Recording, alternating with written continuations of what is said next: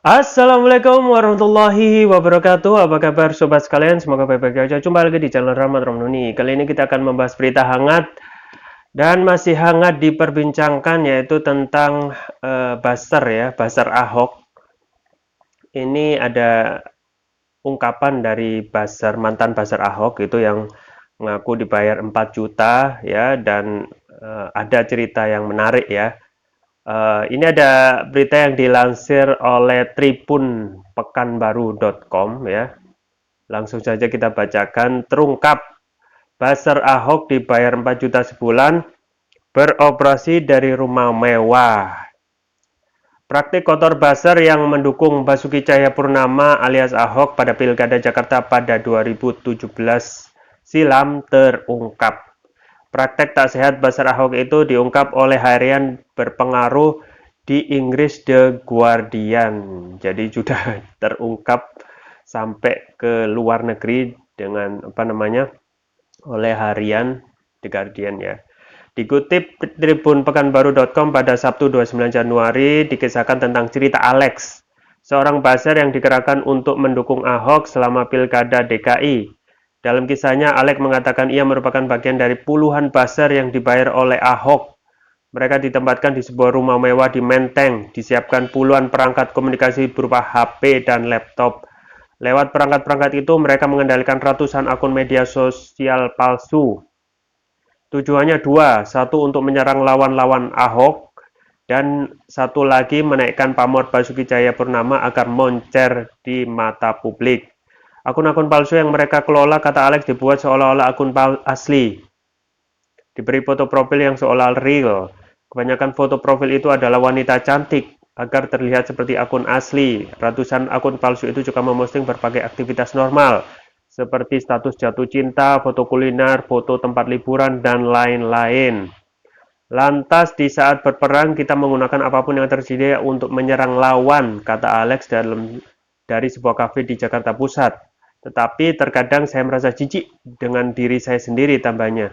Dalam menjalankan aktivitasnya sebagai buzzer, Alex mengelola 5 akun Facebook, 5 akun Twitter, dan 1 Instagram. Mereka menyuruh kami untuk merahasiakannya. Mereka mengatakan itu adalah waktu perang, dalam tanda kutip, dan kami harus menjaga medan pertempuran dan tidak memberitahu siapapun tentang tempat kami bekerja, sebutnya. Pilkada Jakarta sendiri waktu itu diikuti oleh Ahok, seorang beretnis keturunan Tionghoa, lalu Agus Yudhoyono, putra mantan Presiden RI dan mantan Menteri Pendidikan Anies Baswedan. Alex mengatakan timnya dipekerjakan untuk melawan banjir sentimen anti-Ahok, termasuk menaikkan tagar yang mengkritik kandidat lawan. Tim Alex terdiri dari beberapa mahasiswa yang dibayar sekitar $280 AS atau 4,5 juta rupiah per bulan. Mereka bekerja di sebuah rumah mewah di kawasan Menteng, Jakarta Pusat. Setiap hari mereka diminta untuk memposting 60 hingga 120 konten dalam sehari di akun Twitter palsu mereka, lalu belasan di Facebook. Alex mengatakan timnya yang terdiri dari 20 orang, masing-masing 11 akun media sosial, akan menghasilkan hingga 2.400 postingan di Twitter sehari. Untuk mengkoordinasikan aktivitas buzzer tersebut, Alex dan kawan-kawannya menghimpun diri dalam grup WhatsApp yang disebut pasukan khusus. Di dalam grup itu tergabung sebanyak 80 anggota. Grup itu setiap saat membahas tema yang mereka garap dan tagar harian untuk dipromosikan. Di Facebook, mereka bahkan membuat beberapa akun dengan menggunakan foto profil artis asing terkenal yang entah kenapa tampaknya adalah penggemar fanatik Ahok. Dari rumah mewah tempat mereka beroperasi, kata Alex, mereka bekerja dari beberapa kamar. Ruang pertama untuk konten positif, di mana mereka menyebarkan konten positif tentang Ahok. Ruang kedua untuk konten negatif, penyebaran konten negatif dan ujaran kebencian tentang oposisi, kata Alex. Ia sendiri mengaku memilih ruang positif. Banyak dari akun tersebut hanya memiliki beberapa ratus pengikut, tetapi dengan membuat tagar tren seringkali setiap hari, mereka secara artifisial meningkatkan visibilitas di berbagai platform sosial media itu. Dengan memanipulasi Twitter, mereka mempengaruhi pengguna nyata dan media massa Indonesia. Hal ini dikarenakan trending di berbagai platform media sosial itu acap kali dijadikan acuan sebagai barometer mood nasional. Pradipa Rasida, pekerja Transparansi Internasional di Indonesia yang meneliti media sosial selama Pilkada Jakarta, pernah melakukan wawancara dua buzzer Ahok yang berbeda. Dalam penjelasannya kepada Guardian, Pradipa mengatakan apa yang dilakukan dua buzzer yang diwawancarinya sama seperti yang dijelaskan Alex. Namun ketika Guardian mencoba untuk mewawancari kedua buzzer itu, mereka menolak untuk memberi keterangan. Ya.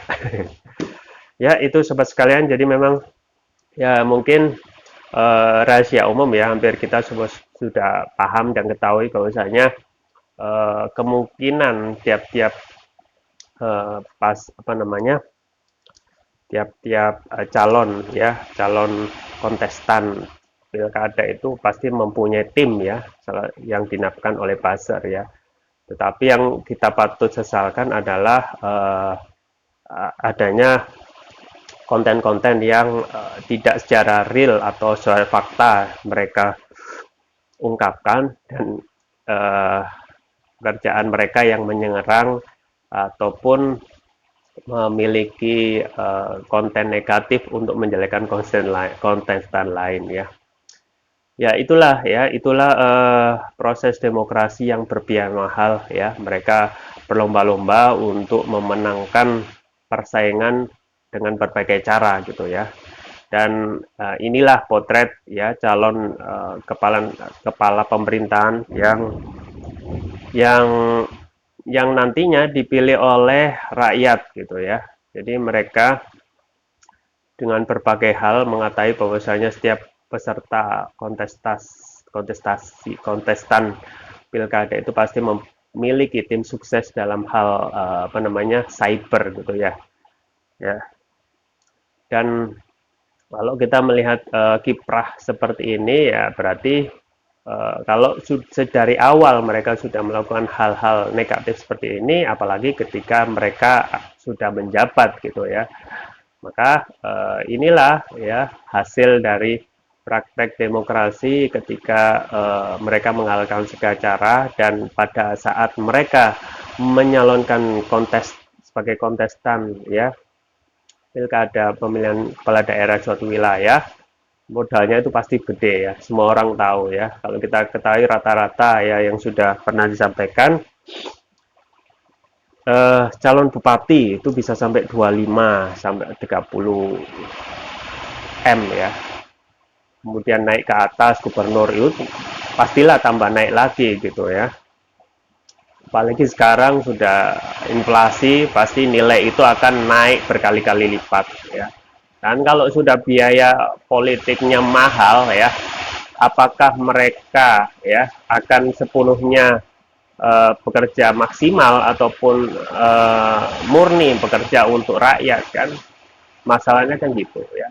Yang terjadi adalah ketika mereka sudah menjabat, pastilah mereka harus mengembalikan modal yang mereka peroleh ya dari para cukong ya. Dan kita ketahui yang sudah pernah disampaikan oleh Menko Polhukam ya, Bapak Mahfud MD, bahwa 90% ya, itu bisa dicek di media, 90% calon pilkada itu dibayar oleh cukong gitu ya.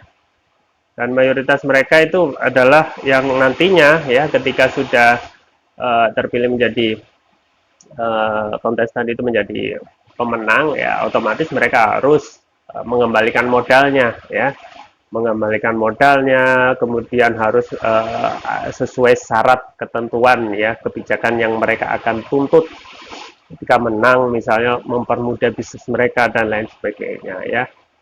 Jadi memang kalau kita melihat ketentuan biaya politik yang mahal ini, kita akan sulit ya menemukan pejabat yang benar-benar real ya, kerja melayani rakyat gitu ya. Tidak mungkin kita ikut ketika bekerja mengembalikan modal itu hanya dari gaji ya.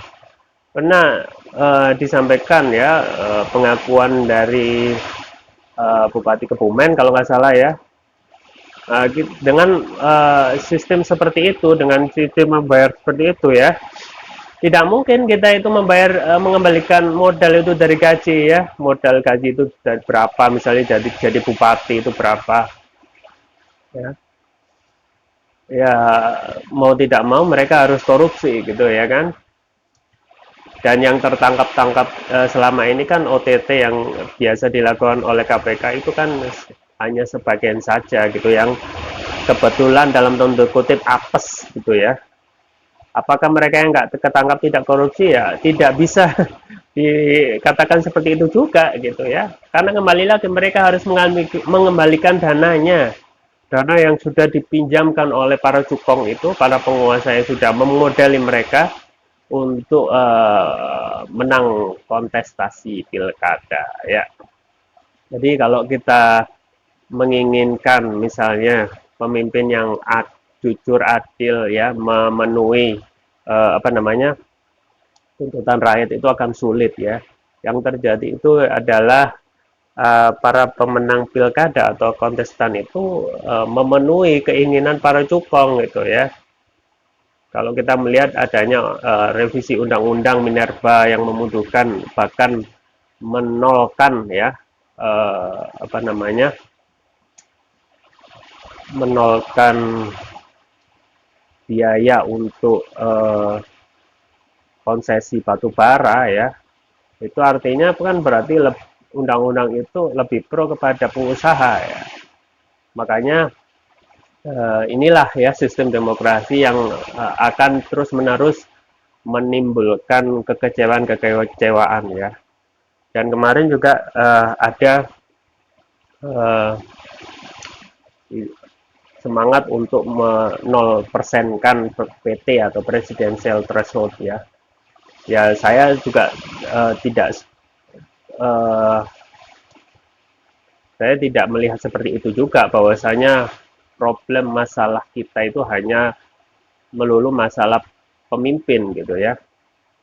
Dan juga saya melihat bahwasanya tidak juga mendukung 20%, karena meskipun nanti jadikan 0% presidential threshold, apakah oligarki kekuasaan itu tidak akan turut campur dalam kontestasi ya. Justru ketika 0% ya, artinya tidak ada apa namanya syarat ya, yang semula 20% sekarang menjadi 0%. Anggaplah jadi 0%, justru ya oligarki itu akan lebih mudah ya mengendalikan calon pemimpin yang akan dipilih nanti ya. Ya sebelumnya 20% itu membiayai suatu partai yang tentu saja biayanya mahal ya. Nah sekarang cuma hanya membiayai satu orang pemimpin ya, satu orang personal saja, maka itu apa? Jadinya lebih murah lagi, lebih sederhana gitu ya. Yang kemarinnya biayanya mahal untuk harus melobi partai, dan sekarang akan lebih mudah lagi karena hanya kepada seorang individu, bahkan untuk partai pun partai yang kecil gitu ya. Jadi ya jadi seperti itu ya. Jadi tidak mungkin seorang yang mencalonkan dalam kontestasi pilkada itu benar-benar murni tidak akan dibiayai oleh cukong ataupun pemilik modal gitu ya. Pastilah akan butuh dana, dan pengusaha dan penguasa itu akan bekerja sama nanti ketika sampai menjadi pemenang pemilu ya. Mereka akan menjalankan apa yang diinginkan oleh para cukong ya. Ya itulah sistem demokrasi. Beda ketika ya kalau kita melihat jauh, ketika kita melihat sejarah ketika sistem Islam itu diterapkan, itu adalah sistem yang bersih gitu ya. Kita lihat ketika kepemimpinan ya, perpindahan kepemimpinan dari kekhilafahan Abu Bakar ya, Abu Bakar SID ke Umar, Umar ke Utsman, Utsman ke Ali, itu tidak perlu waktu yang lama, cukup ketika digantikan itu hanya langsung ditunjuk gitu. Dan yang ditunjuk itu juga ada syaratnya ya, antara lain Islam ya, berakal ya, kemudian alim ulama ya, seperti itu. Jadi tidak perlu ada sistem oligarki ya, yang nantinya ketika suatu saat menjadi berkuasa, pasti akan mengembalikan modalnya melalui apa? Melalui korupsi gitu ya. Dalam Islam itu tidak ada seperti itu. Ketika seseorang ditunjuk menjadi pemimpin khalifah ya dari Abu Bakar ke Umar, Abu Bakar ke Umar, Umar ke Utsman, itu hanya ditunjuk dengan kapasitas mereka yang mempunyai kemampuan untuk memimpin umat gitu ya. Jadi tidak ada biaya yang mahal ya, otomatis mereka hanya fokus menjalankan fungsinya sebagai pemimpin ya. Makanya kita berharap ya ketika sudah ada contoh dahulu yang sukses ya, bahwasanya Islam itu pernah memimpin ya lebih dari 1400 tahun, dan mereka akhirnya bisa fokus karena tidak tidak terkait dengan misalnya oligarki dan lain sebagainya. Mereka fokus untuk mengabdi dan melaksanakan mengurusi urusan umat ya. Kita harapkan agar sistem syariah ini yang sudah dicontohkan oleh Rasulullah SAW itu bisa diterapkan di sini gitu ya, agar permasalahan kita yang mengubah-ubah masalah, oh ini masalah permasalahan pemimpin, oh ini masalah ini tidak gitu ya.